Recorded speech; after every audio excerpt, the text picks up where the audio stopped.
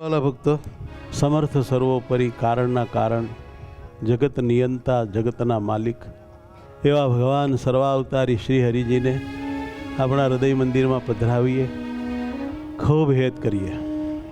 જે રીતે આપણને ભગવાનમાં હેત થાય એવી ક્રિયાઓ કરીએ, એવા વિચારો કરીએ, એવી ભાવનાઓ કરીએ.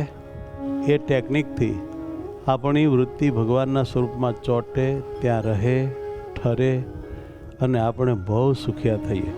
એક ક્ષણવાર પણ જો ભગવાનની મૂર્તિ સાંભળે, મૂર્તિમાં વૃત્તિ ચોંટે, મૂર્તિ અંતરમાં ગમે, મૂર્તિનો મહિમા હૃદયમાં રમે, તો એનું પુણ્ય શાસ્ત્રમાં આ બ્રહ્માંડ જેટલું સોનું કમાઈએ એનાથી પણ વધારે છે. માટે અતિ એકાગ્ર ચિત્તે, અતિ નિર્માનીપણે, અતિશય ભગવાનમાં સ્નેહ કરીને, ખૂબ દિલમાં મહિમા વિચારીને પરમાત્માના શ્રી અંગોમાં આપણી વૃત્તિઓને ઓતપ્રોત કરીએ. એક અંગ સંભાળીએ, તિલચિહ્ન સંભાળીએ, સ્તુતિ કરીએ, પ્રાર્થના કરીએ, વાતો કરીએ.